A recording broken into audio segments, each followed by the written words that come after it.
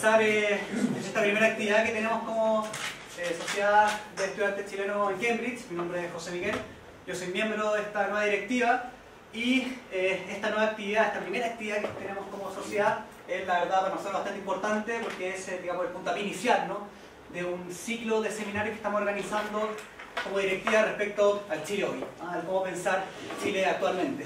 Y para eso tenemos planificado una serie de conferencias, de seminarios, donde estamos invitando a académicos nacionales como extranjeros, ¿no?, para hablar desde sus propias áreas disciplinarias respecto a la situación de Chile. Y para eso, qué mejor que este puntapié inicial lo haga el profesor José Bengoa. Para todos los que estamos interesados en ciencias sociales en Chile, el profesor Bengoa es una lectura prácticamente obligada, así que yo creo que hablo en nombre de todos los estudiantes, profesor Bengoa, decirle muchas gracias por haber aceptado inmediatamente la invitación. Más que hacer una biografía, ¿no?, una presentación del profesor Bengoa, que yo creo que el profesor David Lehmann la hizo de maravilla ayer, solamente me gustaría dar un par de puntos que yo creo que son bastante importantes para nosotros. El profesor Bengoa, todos lo sabemos, ¿no?, es experto en el campo, en todo el tema de la problemática mapuche, el tema campesino, agrario, pero también fue fundador de la Escuela de Antropología de la Universidad Académica de Humanismo Cristiano, una de las escuelas más importantes de antropología en Chile, y, digamos, acto no menor, es rector de la Universidad Académica de Humanismo Cristiano, es yo creo el primer rector en la historia de Chile, ¿no?, donde una universidad privada elige democráticamente a un profesor, digamos, elecciones con los estudiantes, profesores, trabajadores. Así que yo creo que es justamente la imagen que nosotros nos gustaría ver del país, ¿ah? Así que me gustaría dejarlo con el profesor Bengoa. Esta presentación va a ser sobre el pueblo mapuche. La presentación va a constar de 45 minutos de presentación y luego 15 minutos de preguntas y respuestas. Así que, profesor Bengoa, la verdad es eso. Muchas gracias y muchas gracias a ustedes por esta invitación. Es un agrado ver a todos ustedes, futuros profesionales. Espero que no cesantes de ilustrados, pero no. Bueno, oiga,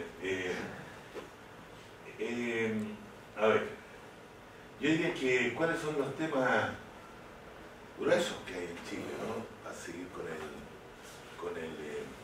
que planteaba. Si uno dijera cuáles son los grandes temas del país, uno se atrevería a decirlo, yo me atrevería a decirlo, ¿cierto? La famosa desigualdad que tiene Chile, que no es desigualdad solamente económica, es una desigualdad cultural que llega a molestar a los que nos visitan. La desigualdad de rostro, de cara, el conservadurismo de esa clase alta chilena que no ceja, ¿no?, mantiene dura en todo, ¿cierto?, aunque pierda, ¿ya? Está perdiendo antes de ayer, o así, sí, antes de ayer, perdió una batalla importante, ¿no es cierto?, que todo el mundo se pueda casar. Importante. No se llama matrimonio, pero se llama vivir en pareja, legalmente. Hay una columna de Mercurio en que dice que este comienzo es una decadencia, ¿ah?, que la sociedad se va a destruir entera. ¿Verdad? Bueno, ahí hay un tema, ese sin duda para mí es el primer tema, digamos, social central del país.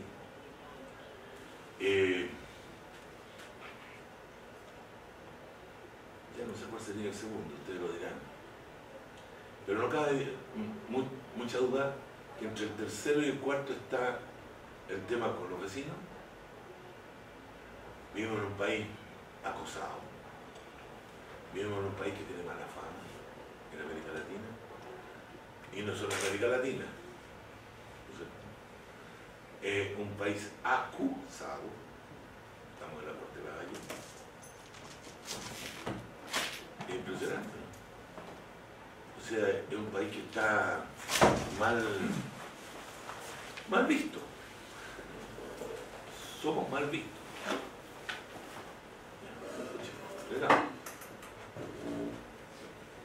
Y tercer punto, ¿no es cierto? Tenemos una guerra civil en el sur. Es una guerra dura. Tenemos una situación irresoluble. Y es una situación que tiene que ver con lo más profundo de la sociedad chilena, porque tiene que ver con racismo, ¿ya? Etnicismo, desprecio por lo indio, lo salvaje, lo bárbaro. Después ustedes podrían poner algún otro aspecto que sea central, ¿no? Yo no pongo ningún problema que sea del Estado. Yo no creo mucho en que los problemas sean de la Constitución. Me parece muy bien que haya una Constitución, que sea que el Parlamento sea 1 o 2, que sea esto. La corrupción, en todas partes se cuece nada, ¿no? ¿Ya? No es bueno que haya corrupción, pero tampoco es ni tanta, por decirlo así, al lado de lo que ocurre en otras partes, que ni se nota, ¿no es cierto? Entonces, los temas son los temas profundos, los temas que no se han logrado resolver en muchas décadas o siglos, son estos que les estoy diciendo. Si uno mira, digamos, la historia de la democracia chilena, no ha resuelto estos tres asuntos, claro, no lo ha resuelto. Tenemos un país en que cada minuto, ¿no es cierto?, tenemos conflictos. Pensábamos que habíamos dejado los conflictos con Perú, y ahora seguimos con otro conflicto. Con Argentina, otro conflicto, etc. O sea, es una situación bien complicada, bien complicada. Lo que tiene consecuencias brutales en términos de desarrollo económico, porque las consecuencias son de una fuerza armada que compran armas. Esa es la consecuencia de tener una situación de acoso. El 19 de septiembre, ¿no es cierto?, uno mira al cielo y ve pasar hospitales, escuelas, cada avión de eso de un hospital, cada avión de eso de una escuela, ¿no es cierto?, etcétera, ¿no? Puente, puerto, ¿ya? Impresionante, ¿no? Lo que valen cada uno de esos F, no sé cuánto, que pasan volando y que estarían en La Paz, ¿no es cierto?, en 5 minutos, porque para eso es, para dar una vuelta por La Paz y asustar a Evo Morales, ¿no es cierto? Y el sur, que no tiene solución. Y empiezo por el final, más aún ahora que el gobierno de Bachelet nombró intendente a Francisco Buenchumilla, mapuche, y una persona, digamos, con mucha experiencia política en el Estado chileno, con mucha experiencia. Fue ministro de Lagos, bueno, fue diputado, fue, qué sé yo, alcalde. Bueno, y él planteó de que el tema mapuche era un tema político y que había que resolverlo en términos políticos, y que la resolución de aquello tenía que ver con una relación con un pueblo de Chile como sociedad, con un pueblo diferente. Y bueno, lo sacaron de la manera más vil. Nosotros hicimos declaraciones, yo personalmente, y pusieron a un nuevo intendente que está diciendo exactamente todo lo contrario.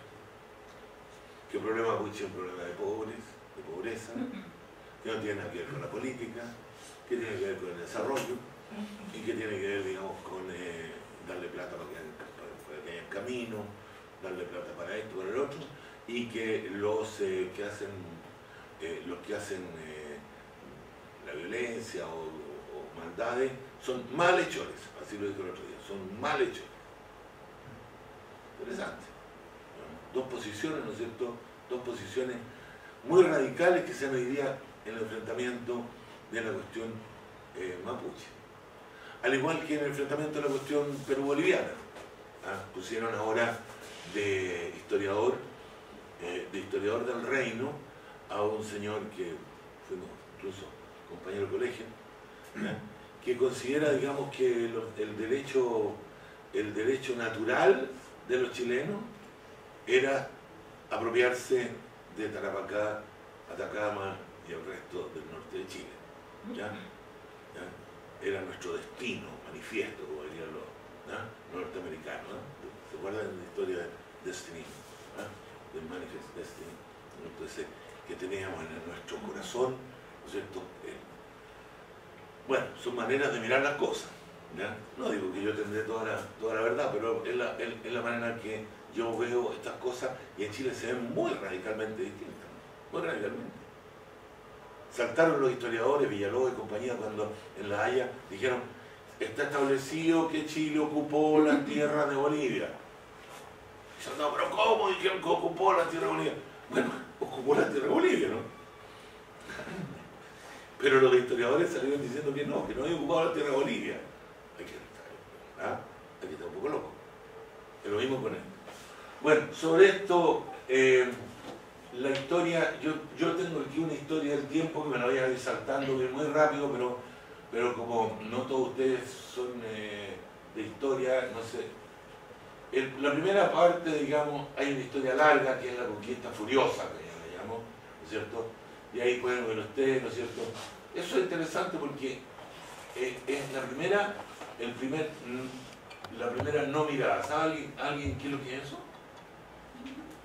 ¿Ah? ¿No?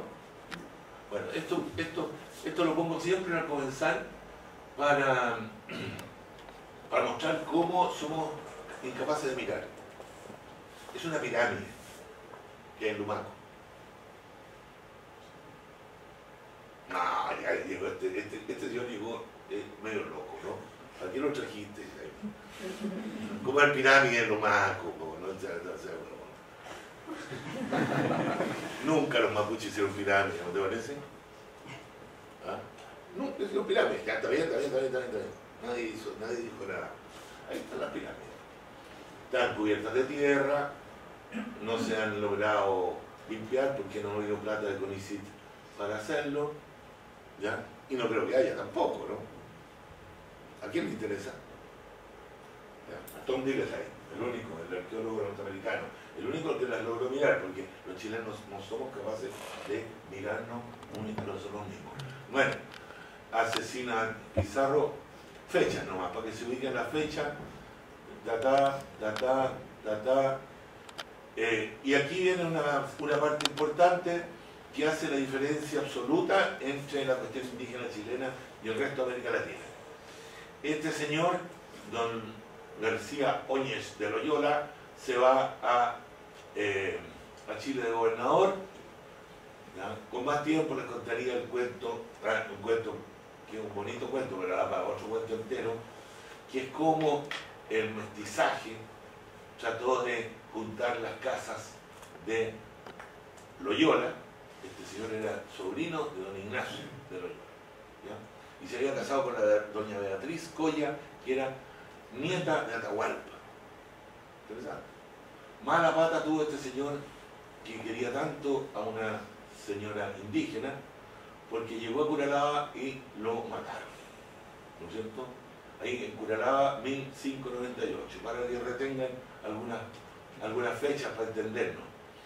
Y en el 99 se destruyen todas las ciudades del sur y se establece esa frontera, ¿ya? Entonces, esto es lo nuevo, digamos, lo distinto a América Latina y que hace que la cuestión indígena en Chile sea harto diferente. Estoy con un sol ahí que puro lisiado. Si tú crees que es posible cerrarlo, sería fantástico. Pero eso, bien.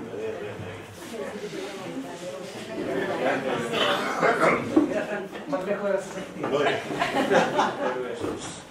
bien. Entonces, mira, aquí se establece, ¿no es cierto?, en un parlamento, ¿ya?, que es Quilín, el 1641, se establecen las paces.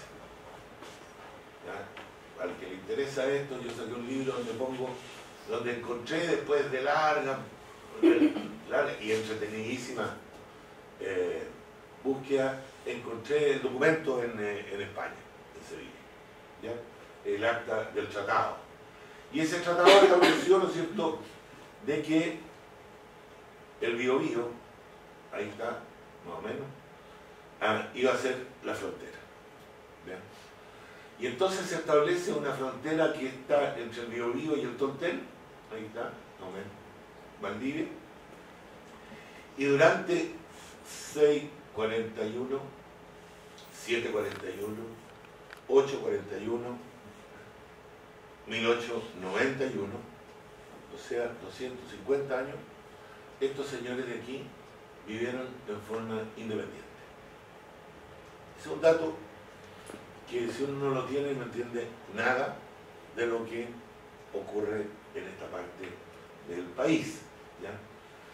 Pero además de ser independientes, se fueron yendo para acá, para la Pampa, y establecieron un territorio durante 250 años. O sea, mucho más de todo lo que tiene Chile, ¿no es cierto? Y por lo tanto, un territorio enorme que llegaba hasta el Atlántico, etcétera, etcétera. Y se enriquecieron mucho estos señores con el ganado, ¿ya? Eso después lo vamos a hacer. Y establecieron una relación con el rey, con el reino de parlamentos, ¿ya? Ahí tenemos uno de los últimos parlamentos, que va a ser Negrete, que es interesante porque ahí se ve, esto de Claudio Ley, se ve, ¿no es cierto?, a los españoles, los indígenas, organizaditos, todos, etcétera, y se hacían parlamentos en los cuales se hablaba de naciones,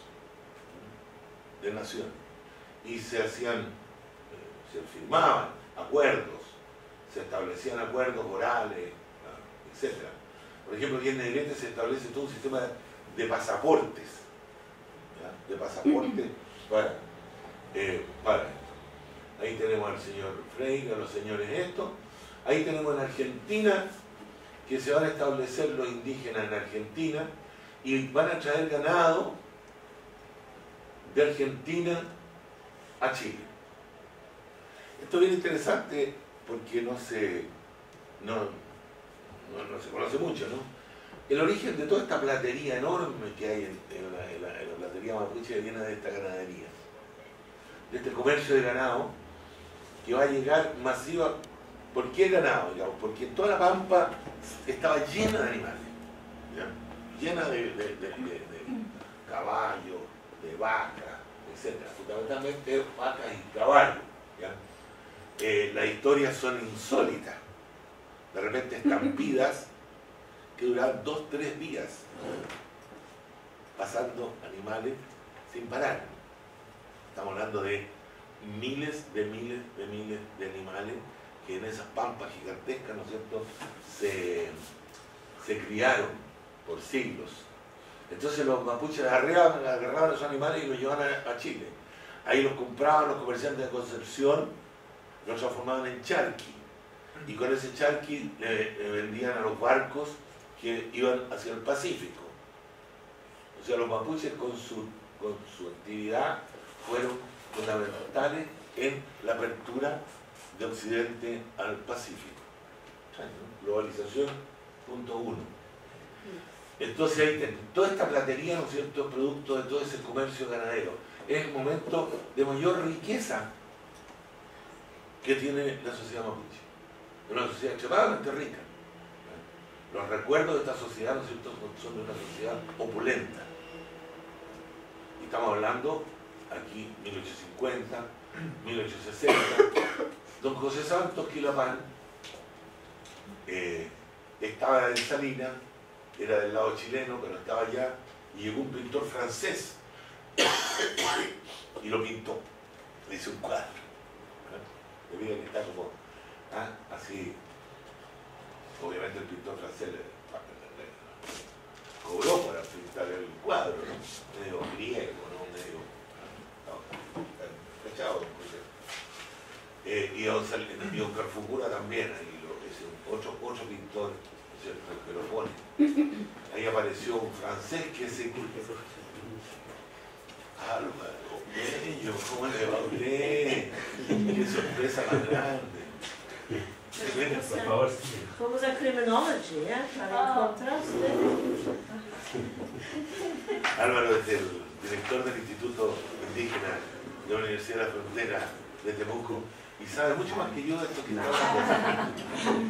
Yo estoy hablando de las Pampas, tiene un libro muy lindo, Álvaro, sobre las Pampas, sobre los viajes a las Pampas, ¿no? Entonces, ¿qué es lo que estoy tratando de decir? Estoy tratando de decir, ¿no es cierto?, que hay una historia larga en que esta sociedad fue independiente, esta sociedad tenía conciencia de su independencia, tenía plena conciencia de ser un pueblo, no tenía un Estado centralizado, lo que no significa que no tenía sistema de poder interno, y bueno, había una relación entre la corona, primero la colonia y después en torno a los parlamentos. Aquí tenemos uno de los últimos parlamentos ya con el ejército chileno, ¿ya? En ese momento ocurren diversas, esto es lo que estaba diciendo, ¿no es cierto? Tenemos las Pampas, toda esta zona, digamos, que va a ser la zona independiente mapuche el año 66 del siglo XIX. En ese momento comienza a haber una presión por el norte, empieza a haber una presión de colonización, de colonos, etcétera, etcétera, y por el sur empieza a haber otra presión porque han llegado ya los colonos a Valdivia y han llegado ya los colonos alemanes a Puerto Vara, Puerto Montt, Yanquihue, ¿no es cierto?, fundamentalmente la colonia Yanquihue alrededor del lago. Se ha fundado Osorno, Valdivia, etc. Entonces comienza a haber una presión en esos años como una especie de sándwich, ¿no es cierto?, por el norte y por el sur, y vamos a tener también una presión por el lado argentino para reducir y acabar con este enclave, por decir así, indígena que había en medio del territorio chileno. Aunque esto se ha contado muchas veces, pero no es fácil creerlo, ¿no? Aquí no había Estado chileno. El Estado chileno no tenía jurisdicción en este espacio. La única jurisdicción estaba dada, o la única relación estaba dada por una serie de personajes curiosos que había, ya, que eran especie de una burocracia de paz, que eran capitanes de amigos, uno que se llamaba comisario de naciones. La palabra te muestra, digamos, la idea de nación estaba presente, ¿no es cierto? Que eran una suerte de embajadores, ya, que iban y venían, ¿no es cierto?, en esta parte del territorio. Y entonces vamos a tener que el 66 se hace una línea de fuertes, que algunos todavía están, ahí está el fuerte de Nacimiento, ¿ya? Y empieza la ocupación militar. La ocupación militar, y hay muchos libros que se equivocan en eso, porque las leyes se hacen en 1866, pero la ocupación militar no ocurre hasta 1881.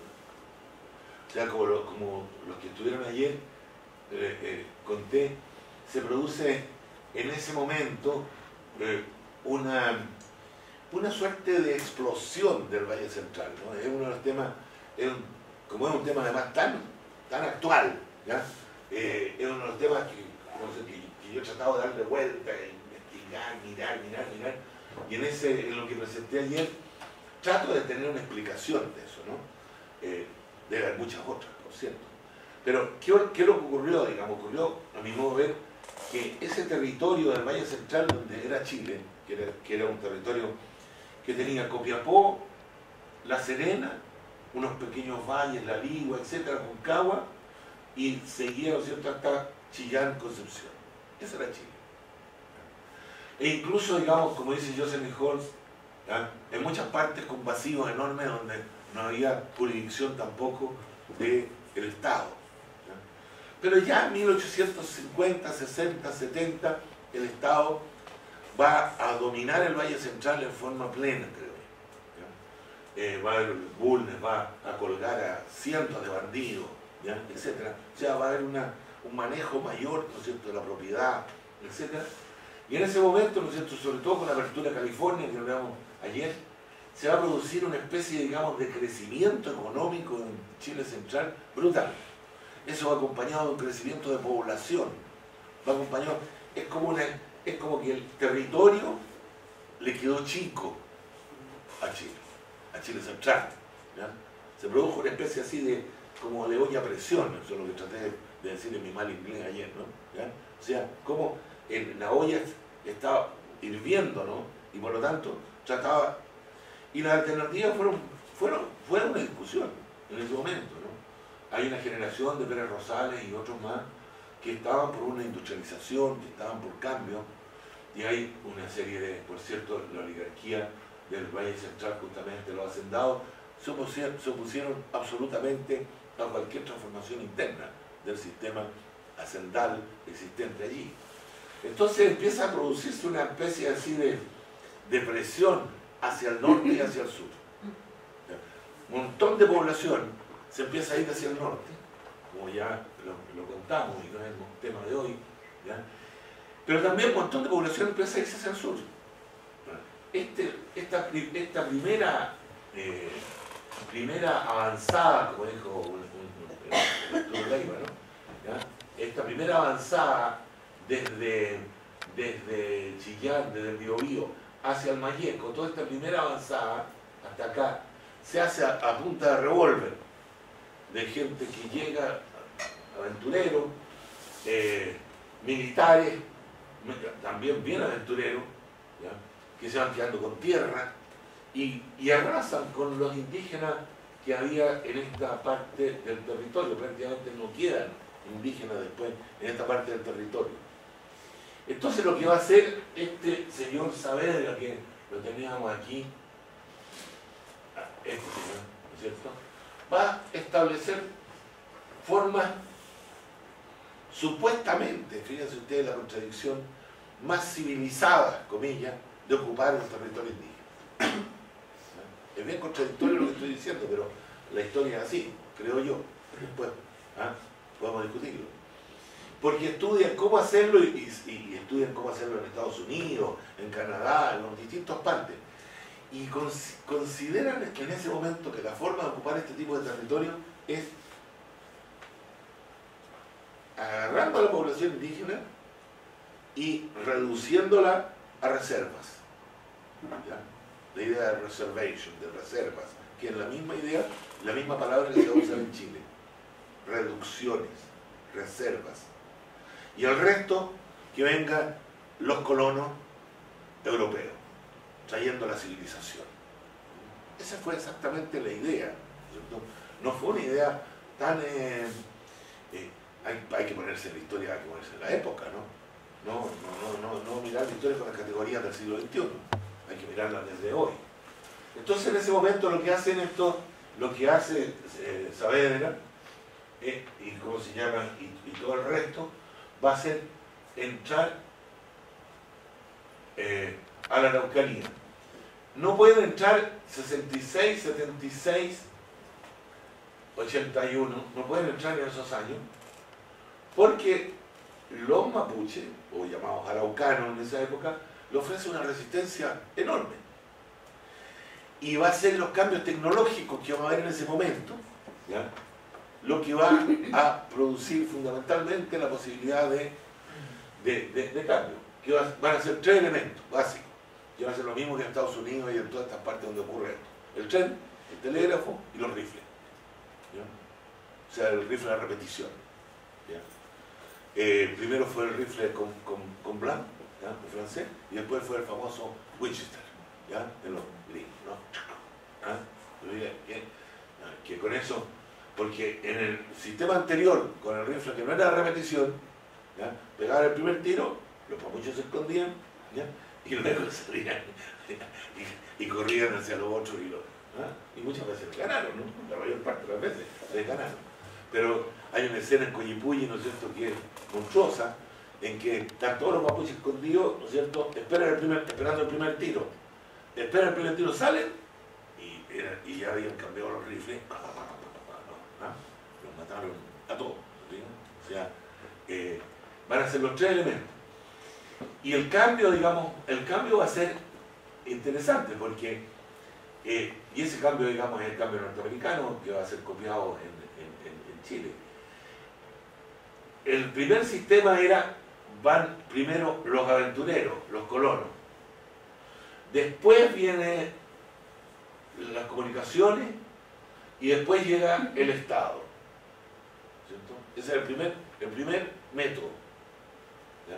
Y los aventureros se enfrentaban directo con los indígenas, a pistola en mano, o alcohol, etc.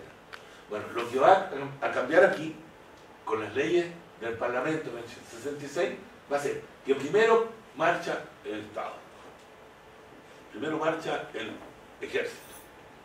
¿Ya? Y entonces vamos a tener, segundo, los ferrocarriles. Y luego, cuando ya está instalado el Estado con fuertes, con ferrocarriles, con telégrafos, etc., llegan los colonos. ¿Ya? Y llegan los colonos pacíficos, con familia, comillas, todo esto comillas, ¿ya? Porque después la realidad no va a ser tan así.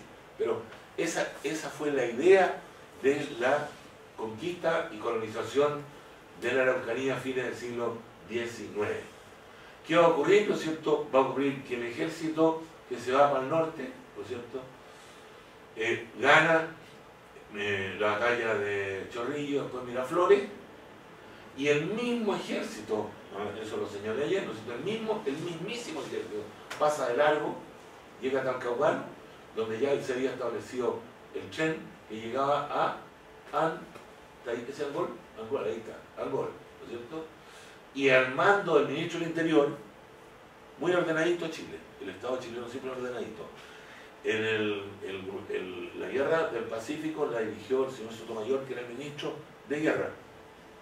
Y la guerra de la Araucanía la dirigió el ministro del Interior, porque se suponía que no era otro país, sino era parte del mismo país.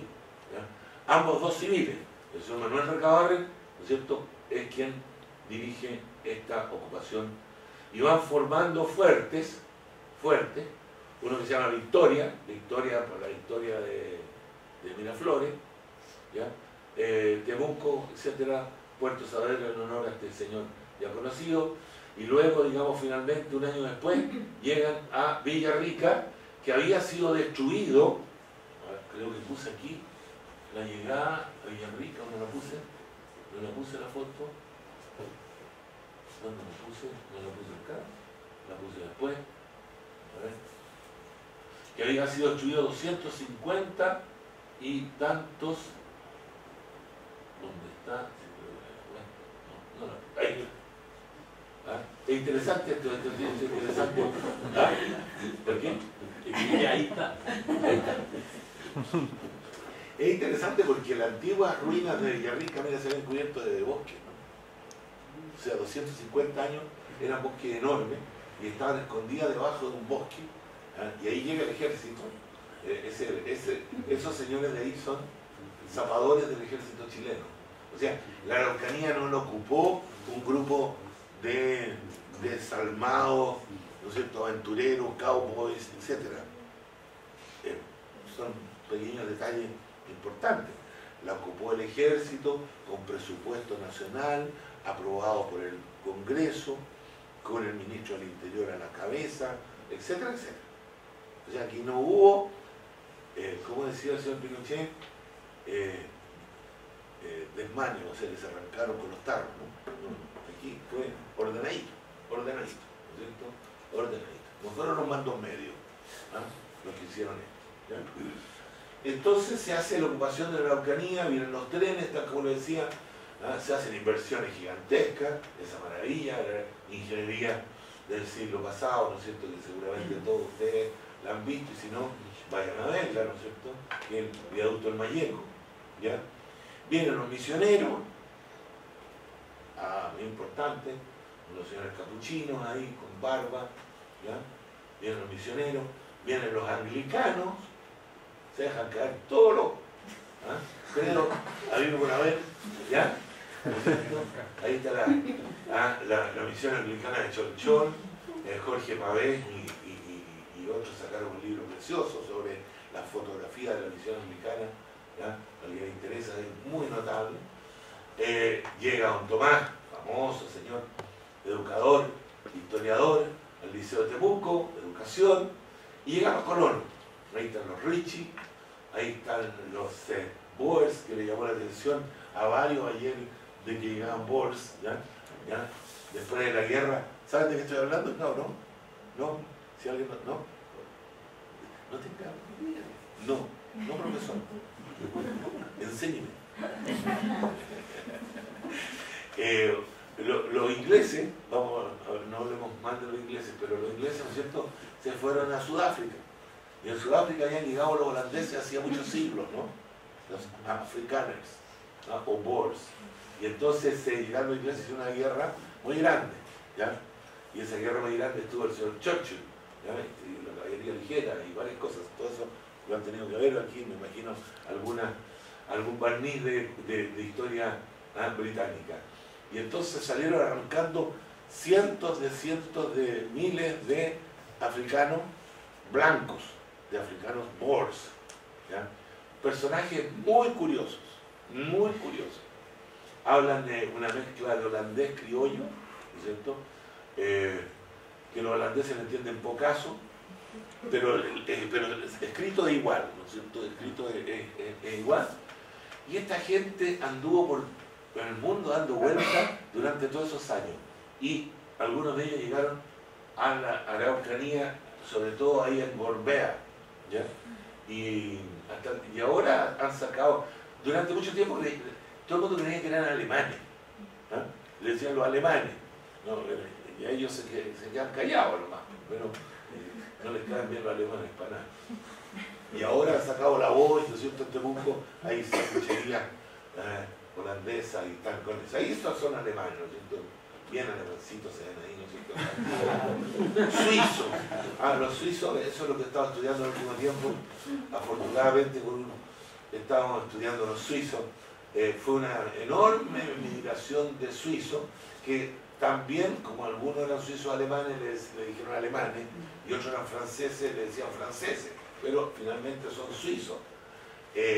Buena parte del conflicto, por eso lo pongo, que hay hoy día con el Lutzinger y compañía, son de estos suizos, los italianos, pero ahí están, ¿no es cierto?, conviviendo con mapuches. Esa foto es muy impresionante, ¿no?, porque muestra a los viejos medios tristones, ¿no es cierto?, a los viejos locos. ¿Y qué es lo que se va a hacer ahí? ¿No es cierto? Se va a entregar títulos de merced. Esto les debo contar de que es de las cosas más complicadas en Chile. Es como que nadie quiere entender esto. A mí me ha tocado, no sé si probablemente Álvaro también me ha tocado estar en la Cámara de Diputados, en el Senado, explicando esta misma historia. Y por ejemplo, el señor senador Espina, que el señor senador Espina es de la circunscripción de Angol y todo ese lado, no tenía la menor idea en qué consistía un título de merced, hasta hace un año atrás, que se con un papelito. Entendía que eran unas cosas como de la colonia, o sea, tenía una idea, porque todo este tema no es conocido, muchachos, por eso partí con el cuervo, ¿ya? Porque no es conocido, sino que es que no se quiere ver. O sea, hay un problema de mirar, hay un problema epistemológico en la mirada chilena al tema indígena. Es un vidrio oscuro que impide mirar. Entonces, ¿qué es lo que se hizo aquí, no es cierto? El Estado chileno le entregó hijuelas, ahí está, hijuela número 231, etc., a don Manuel Curiqueo como título de merced. Título de merced significa un título gratuito, ¿ya? Un título gratuito. Y le entregaron, ¿no es cierto?, en 1905. O sea, hasta 1905, es decir, 120 años atrás, los señores Curriqueo, ¿ya?, que conocemos a varios, tenían una vida libre, ¿ya? Tenían propiedades enormes. Y hace 120 años a don Manuel le redujeron la propiedad a un pedazo de tierra de, ahí de 50 hectáreas solamente. ¿Se puede? No se puede. 190. ¿Ah? 190 hectáreas, ¿no es cierto? Y entonces ahí aparecen todas las familias que están adentro de ese título, ¿no es cierto?, de merced. Entonces se entregaron títulos de merced en lo que está ahí en este plano, ¿ya? Marcado, ¿no? Toda esta especie de archipiélago, ¿no? Se entregaron algunos títulos de merced aquí en la cordillera, aquí donde está el Alto Biobío, con todos los conflictos que hubo y hay hoy día, aquí en la zona alta de Cautín, pero aquí en la zona sur, ¿ya?, se entregaron muy pocos en esta zona, ¿ya?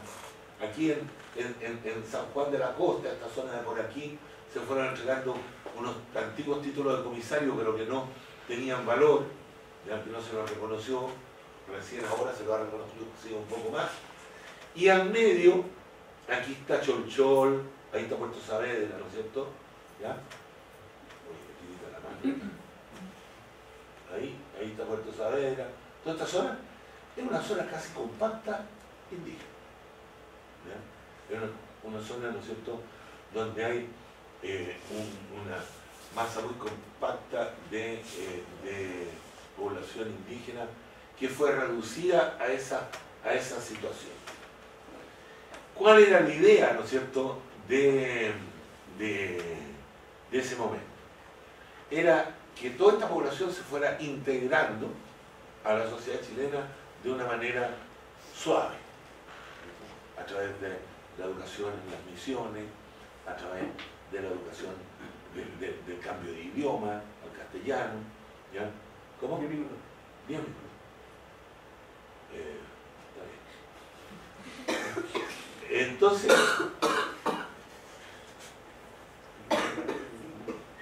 bueno, vamos a tener que ir más rápido. No, pero somos flexibles. Está bien, sí. Bueno, en ese momento, ¿no es cierto?, los mapuches van a hacer un esfuerzo muy grande de integración. Don Manuel va a ser diputado en el año 31, diputado liberal en el Parlamento chileno. Voy a ir más rápido, ¿no es cierto? Se van a vestir con corbata. Esas son fotos del momento mayor de integración. La corporación araucana, las mujeres van a vestirse a la usanza occidental. Don José, ¿ya?, con su buena pinta, va a ser diputado nacional. Don Venancio, ahí está, va a ser ministro de Carlos Ibáñez del Campo. O sea, va a haber un intento enorme de integrarse a la sociedad chilena, ¿ya? Ahí está Don Venancio con Carlos Ibáñez, ¿ya? Y ¿por qué pongo este punto, digamos? Porque siempre dicen que no quieren integrarse. No quieren integrarse. ¿Por qué no se integran? ¿Por qué no son como nosotros?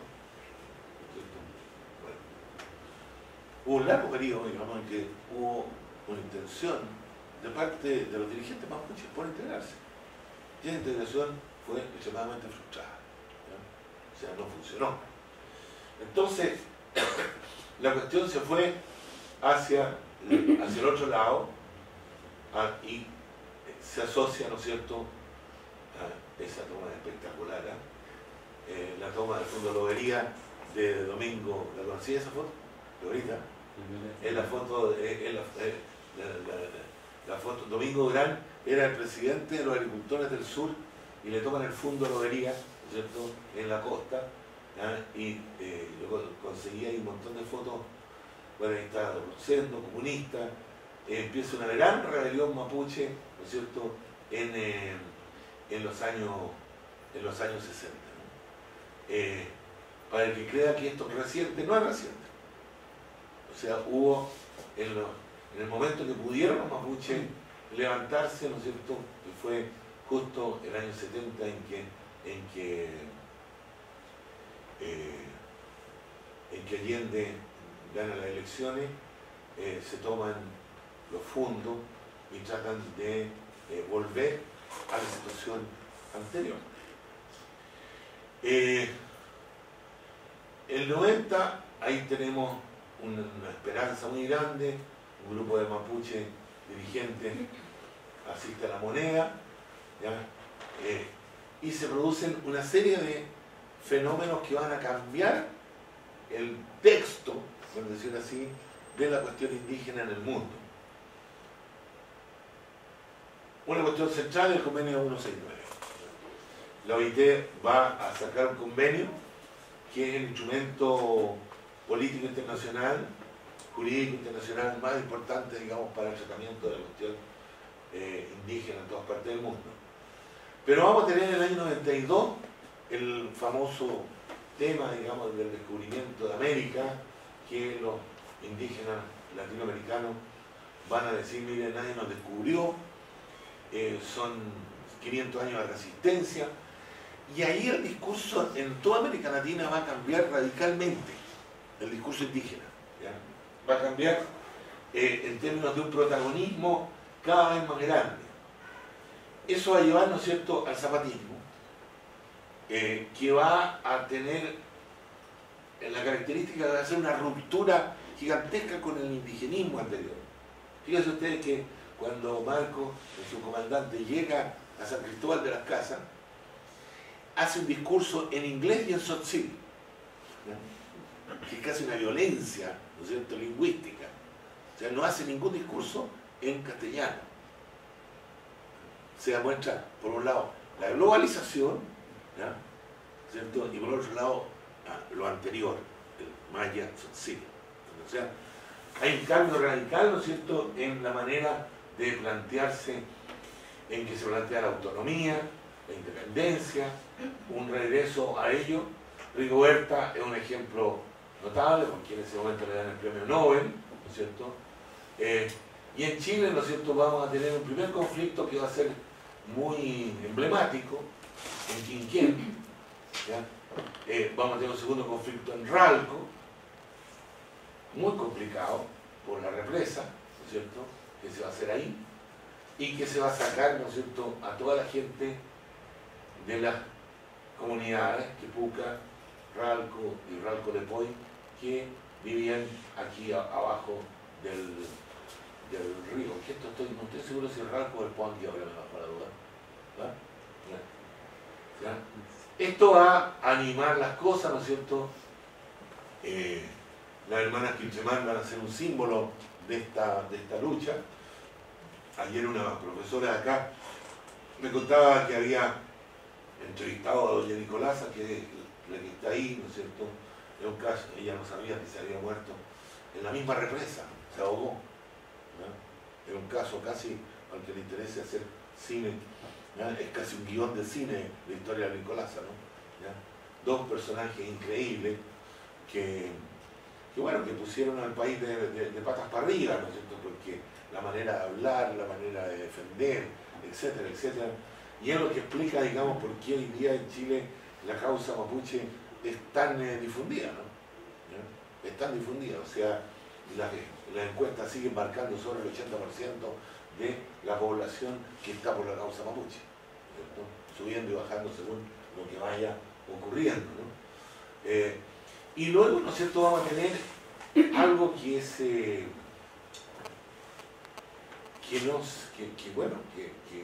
es difícil de entender, ¿no? que fue esta producción forestal gigantesca que hubo en Chile. El famoso decreto que lo acaban de renovar, ¿no es cierto?, el 101, que permitió que las grandes empresas forestales forestaran gratuitamente todo el sur de Chile. Para el que no lo sabe, ¿no es cierto?, la tierra la compraron a huevo, las plantas se las regalaron y la mano de obra la pagó el PERS. Y así fueron millones de hectáreas, millones, no estoy exagerando, de hectáreas que se plantaron de bosque y produjeron, ¿no es cierto?, ahí tengo el chilenito, lo vamos a dejar para después, y ahí, ¿no es cierto?, que se produjo un acoso a las comunidades por parte de las forestales. La zona donde viene el dirigente que voy a mostrar después, ¿no es cierto?, Arauco, va a tener, digamos, situaciones como la siguiente. Por ejemplo, ahí Yeu, de donde es este muchacho, ya no es muchacho, ¿no? Va a haber un predio enorme, una hacienda, en que se trabajaba en medidería, las comunidades trabajaban en papas, en trigo, en hortalizas, etcétera, etcétera, etcétera. De repente se la compró una empresa japonesa, Volterra, con el apoyo y gerencia de un tipo que fue muy famoso en la dictadura, Orlando Sáenz, ¿ya? Y no plantaron, sino que sembraron, esa es la palabra, eucaliptus, porque es una verdadera siembra de eucaliptus, no es un bosque, eso es una plantación, ¿no es cierto?, en la cual dejaron a cientos de campesinos sin tierra, así sencillamente. Eso fue en 1995-96. Tirúa y toda esa zona que tenía en esa actividad buena parte de su riqueza, ¿no es cierto?, agrícola, ¿ya?, se fue a pique, ¿ya?, se fue a la pobreza más extrema, porque el bosque no da empleo. La señora Rovaretti me dijo espantada, pero ¿qué cosa está diciendo usted? Que el bosque no da empleo. No, señora Rovaretti, el bosque no da empleo. El bosque se cierra, se planta y se espera 25 años que crezcan los árboles. ¿Ya? No da empleo. ¿Ya? O sea, es una gran mentira la que hay en Chile cuando dicen los señores empresarios forestales que nosotros damos empleo. No dan empleo. Antes los bosques se cortaban con motosierra. Hoy día no se cortan con motosierra, se cortan con chopper, ¿ya? Y que son una cuestión que agarran el árbol, lo pelan, una máquina, un señor, no sé si alguno ha visto, es decir, lo levanta y lo corta y lo mete un camión. Impresionante. Impresionante. O sea, no da empleo el bosque.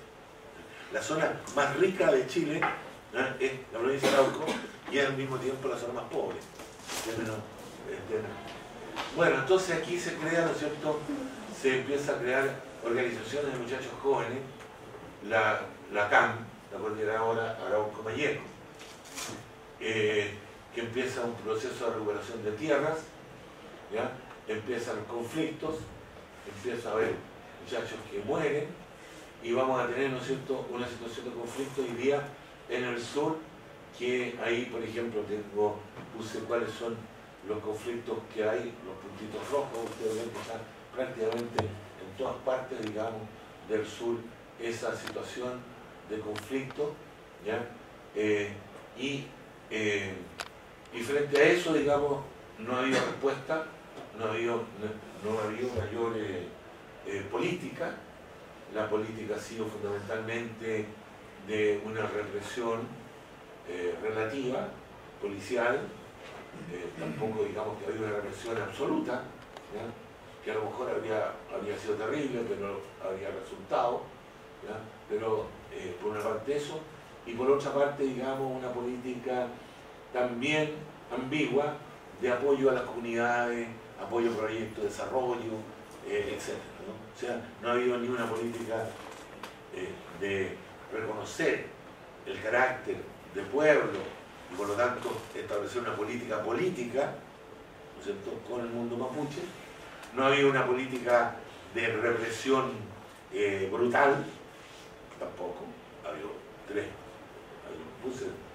personas que han muerto, digamos, en esas situaciones, y tampoco había una política de desarrollo en que se haya puesto, digamos, capital en serio, etcétera, etcétera.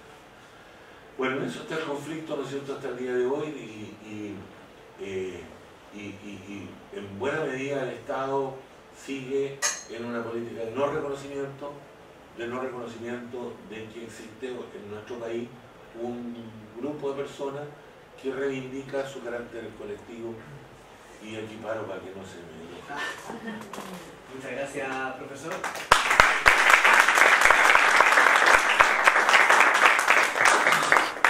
Tenemos 15 minutos, 20 minutos de preguntas y respuestas. Ya veo una mano parada. ¿Alguien?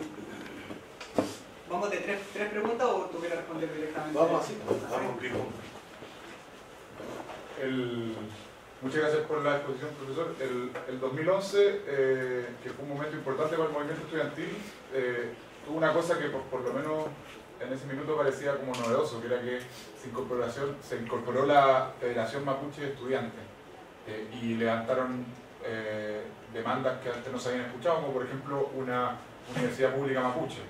No sé qué tanto siguió después ese tipo de demandas, pero ¿qué tan novedoso fue esa incorporación como en el mainstream del movimiento estudiantil de demandas que venían de la lucha mapuche? ¿Habían habido otros momentos antes que pasara así?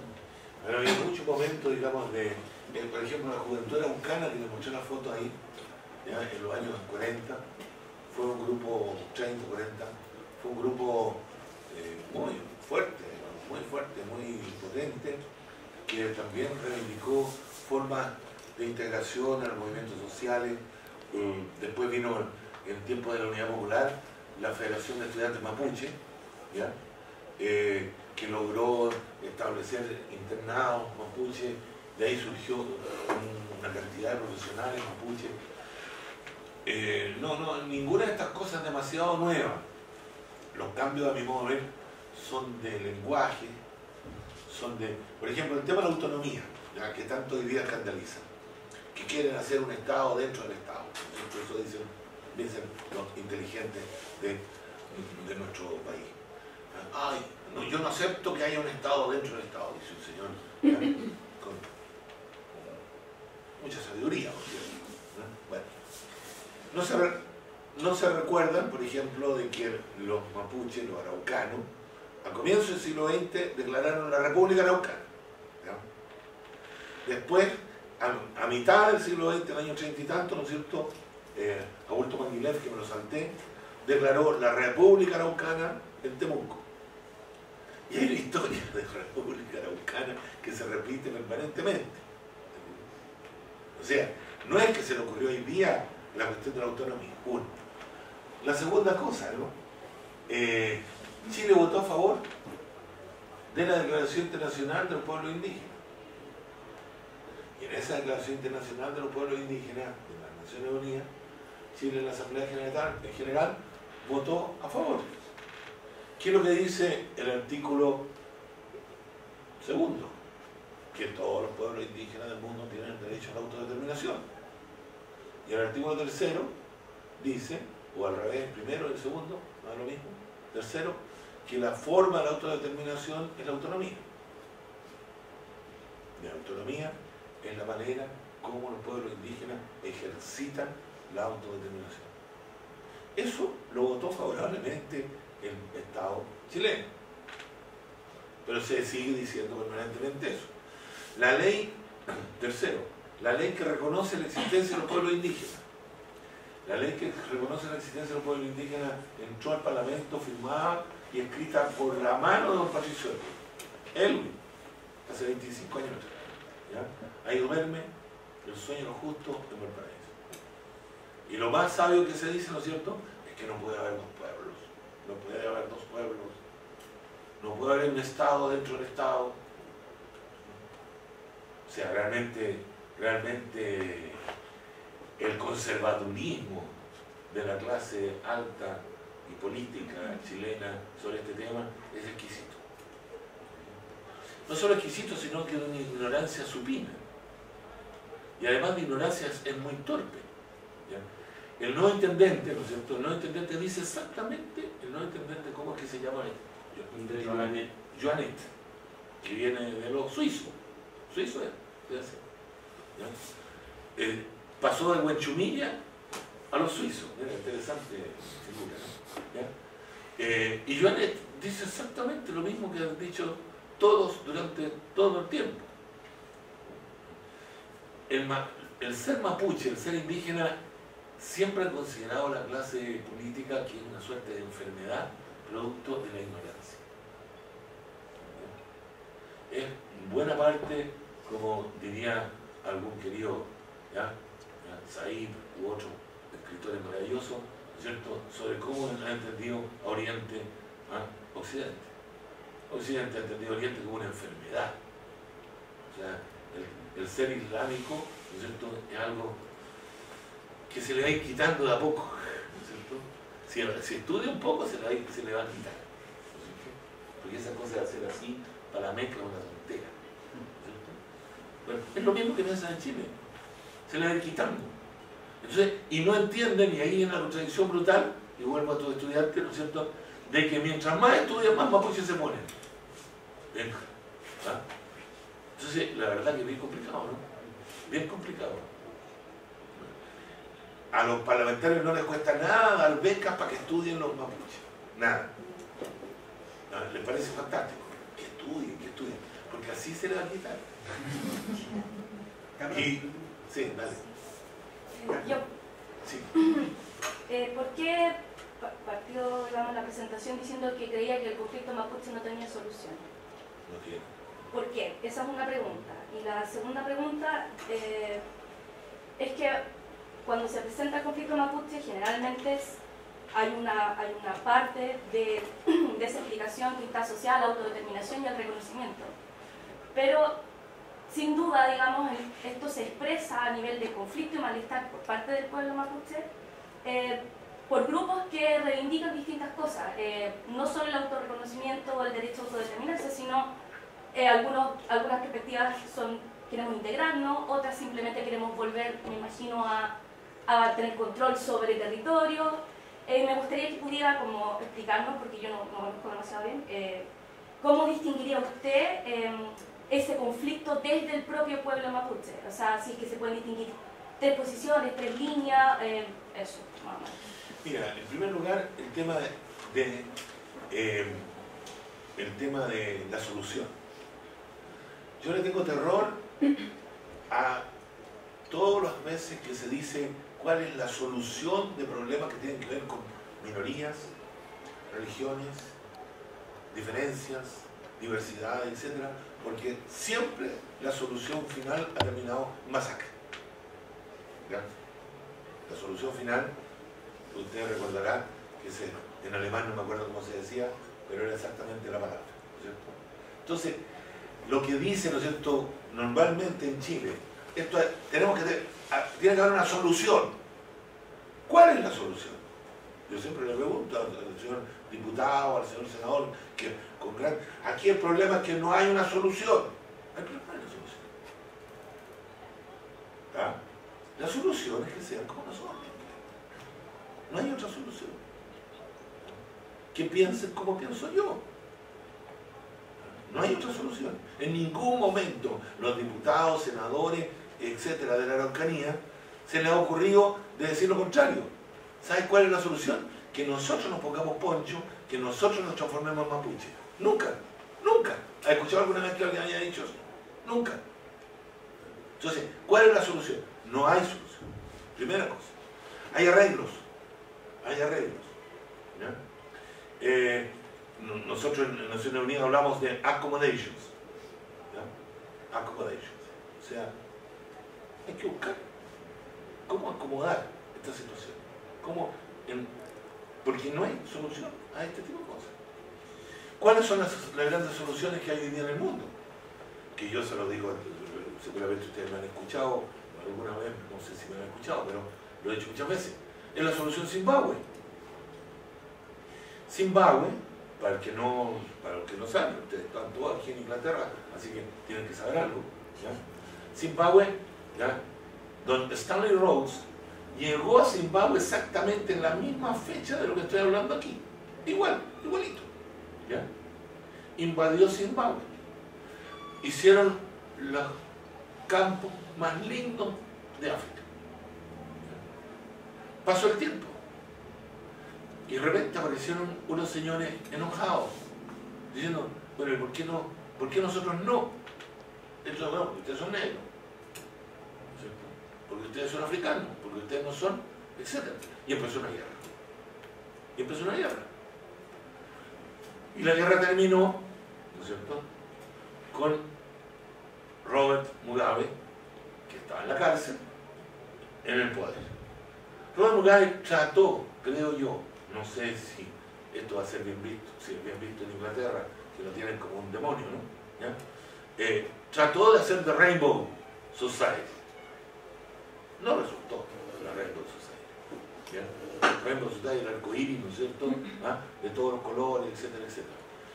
Entonces empezó la reforma agraria, empezaron a hacer, y hoy día ustedes ven que los antiguos colonos de la misma época que llegaron ahí, a Chile, al sur de Chile, andan dando vueltas por Australia, acá, los han tenido que pagarle bonos, le han tenido que dar nacionalidad inglesa, le han tenido que dar pensiones, es impresionante. Muchos se fueron a Sudáfrica, no se acostumbraron, etcétera, etcétera. Yo se lo cuento, yo se lo cuento en Temuco, para que vean que esa solución existe hoy día en el mundo. No es que no exista en el mundo, que es la vuelta para atrás, ¿cierto? Que es la vuelta para atrás. Yo no quisiera, por supuesto, eso. Nadie quisiera eso. ¿Ya? O sea, es lo peor que puede ocurrir, digamos, es volver la historia, ¿no es cierto?, ¿ah?, en la máquina del tiempo hacia atrás. Entonces, ¿cuáles son las alternativas? Las alternativas. Bueno, las alternativas son mantener una situación de represión y por lo tanto de violencia y por lo tanto una escalada permanente de violencia, porque lo que ocurre hoy día, si tú le niegas a un grupo, sobre todo un grupo que entiende, que ha estudiado, que tiene conciencia, que tiene lenguaje, que ha desarrollado una manera de pensar, y si le dicen, mire, ¿ya? Usted se tiene que quedar tranquilito aquí en la comunidad que le dejamos reducida, bueno, esa persona no va a estar contenta, ¿me parece? ¿No? Esa persona no va a estar contenta. Que la violencia que ejerce sea legítima o no, es una discusión que ni siquiera yo la quiero plantear aquí. ¿Ya? Pero que va a haber violencia, va a haber violencia. Entonces, ¿cuál es la alternativa frente a eso? Si tú no tienes la alternativa Zimbabue, ¿ya? Tienes que tener la alternativa Inuit, la alternativa Sami, ¿ah?, New Zealand, etc. Todos vimos el otro día, ¿no es cierto?, no sé si todos, pero yo vi, ¿no es cierto?, cuando los neozelandeses en el rugby empezaron, ¿ah?, y bueno, y había un grado de integración que ya se lo quisiera, ¿no es cierto?, ya se lo quisiera en muchos lugares del mundo, ¿no? Es bastante formal. Yo he estado en Nueva Zelanda y ahí también no está exento de conflicto. No se ha solucionado el problema maorí, pero hay arreglos, ¿me entiendes? Hay arreglos que son posibles. Ahí, a la pregunta tuya, hay una universidad, Huaycato, ¿no?, universidad indígena. Hay respeto brutal, ¿no es cierto?, por el otro. O sea, hay una búsqueda de un camino diferente. Si tú me preguntas cuál es el camino que a mí más me parece, bueno, no tengo ninguna duda, ¿ya?, que entre un camino como el de Zimbabue, ¿ya?, o un camino, digamos, tipo kurdo, o tipo de represión y de destrucción, ¿no es cierto?, y de guerra permanente, a un camino de político, de acomodaciones, de presencia de los indígenas en el Estado, Estado indígena, etcétera, territorios indígenas. En Nueva Zelanda hay un territorio enorme, en Canadá un territorio enorme, ¿cómo se llama?, en Noruega también. O sea, no es que no hayan alternativas, no es que no hayan alternativas, hay alternativas pacíficas de cómo resolver los temas de minorías y mayorías, como el caso que estamos hablando.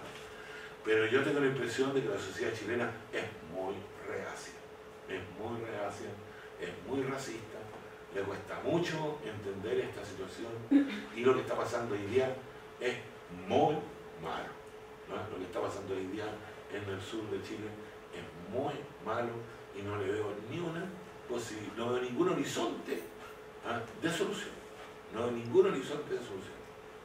Esa es lamentablemente la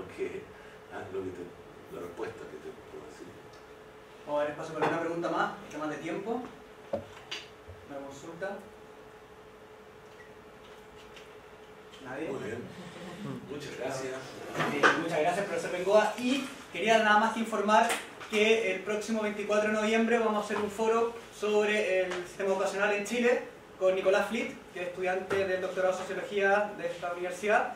También el 26 de noviembre vamos a traer al profesor Andrés Solimano a hablar de su último libro sobre elites y capitalismo en el siglo XXI. Bueno. También vamos a invitar al profesor Daniel Chernilo, chileno, un sociólogo, todavía tenemos que confirmar la fecha, y en febrero vamos a hacer un seminario, 3 seminarios con el profesor Gabriel Palma sobre historia económica de Chile. Así que esperemos verlo ustedes ahí también y muchas gracias por haber venido.